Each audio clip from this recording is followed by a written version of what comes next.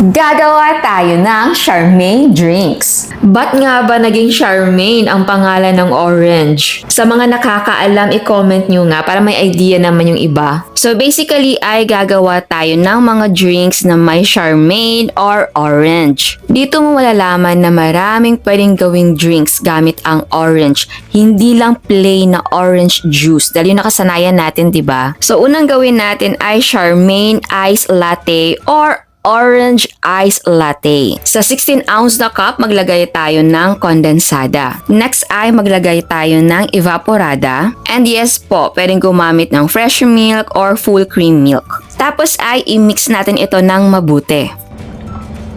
Tapos lagyan natin ito ng yellow. And then next ay mag-press tayo ng Charmaine or yung ating orange. And then maglagay tayo ng slice ng ating Charmaine. Kita pa ba si Charmaine? Next naman ay maglagay tayo ng ating kape. So, pwedeng gumamit ng kahit anong kape, brewed, or instant coffee powder. Kahit anong kape na gusto nyo, pwede po. Ayan. Alright. Siguro si Charmaine ay ilagay na lang natin sa top, no? Hindi kita si Charmaine. Nawawala si Charmaine. Okay, so dito natin ilagay si Charmaine para kitang-kita. Ayan. Tapos takpan natin yan.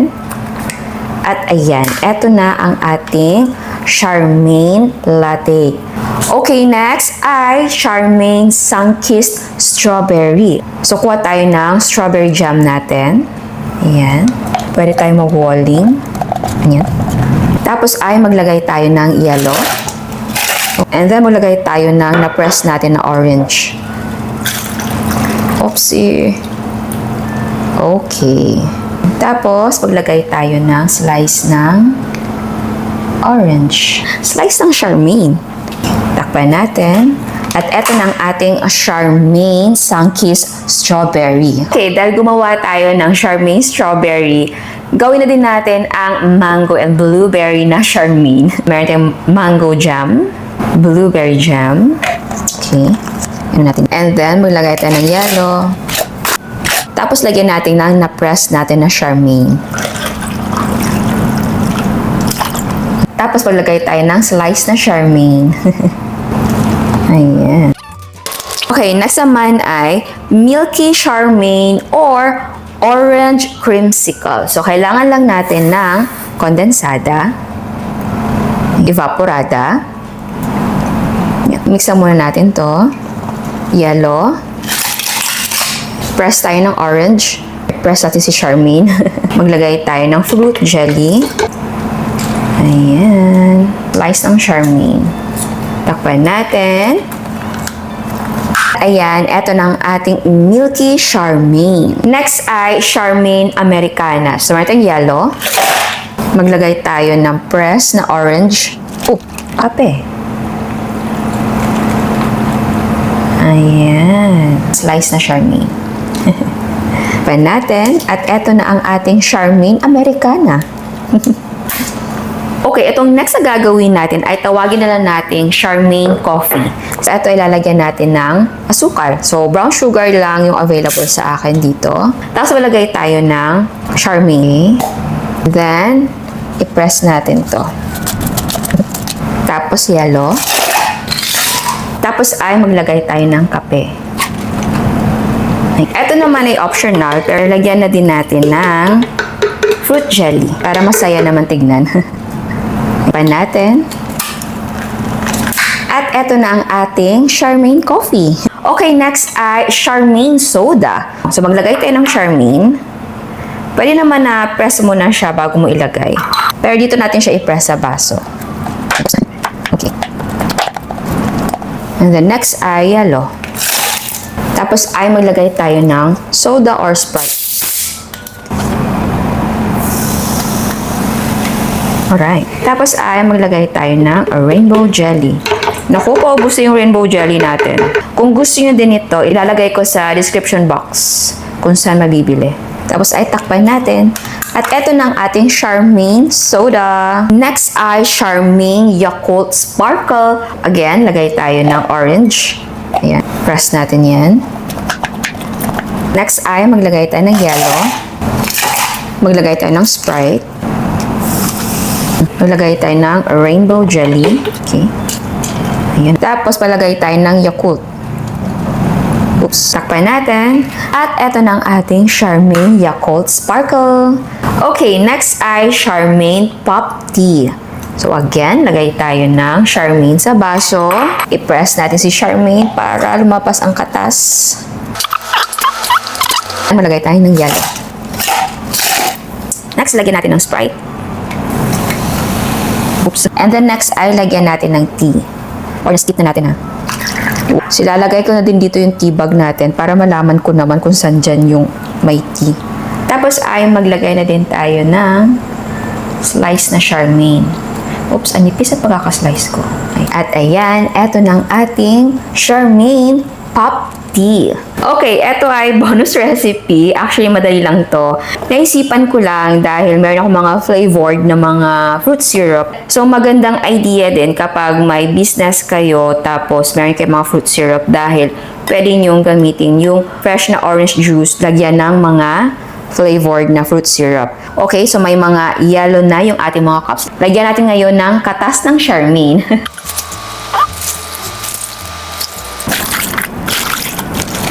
Tapos ay lagyan natin ng mga fruit syrup. So, blueberry, strawberry, lychee, green apple, watermelon, bubblegum, melon or melon. Maglagay na din tayo ng fruit jelly. Okay, tikman na natin. Ano yung curious kayo sa lasa? Eto. Eto yung milky Charmaine or orange creamsicle. Ito yung may orange na may evap and may kondensada. Ay, masarap.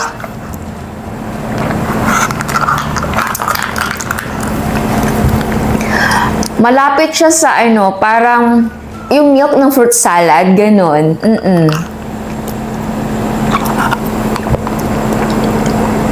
Gawin nyo to. Hindi ako nag-joke. Masarap. Parang mauubos ko. Masarap! Okay, next. Baka mauubos ko yan. Eto. Orange juice na may strawberry jam. Mix natin yan.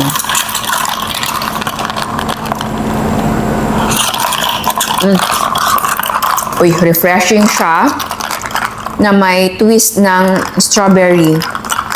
Masarap din. Refreshing. And maganda na may strawberry jam. Sarap din siya. Parang uulitin ko din to, yung kahit dito lang sa bahay, gusto ko to. Ano ba? Next, eto. Actually, nakatikim na ako nito. Dahil gumawa ako ng ganito. Eto yung Charmaine Ice Latte. Okay. So, simple lang. Ito ay may orange, gatas at kape. At may kondensada. Ang sarap.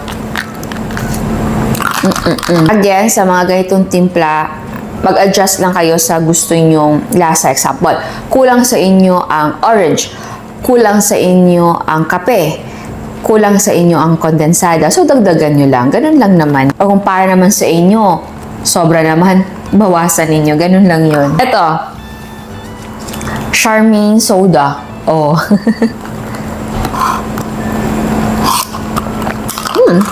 Soda na ang flavor niya ay Charmaine. Charmaine. Pero may difference siya dun sa ginagamit natin na orange syrup. Eto. Gumagamit kasi ako ng orange syrup. Pwede kasi gumamit ito kung ayaw nyo na mag-press ng fresh. So, meron silang difference. Alam mo yung lasa na fresh talaga, madi-differentiate mo siya.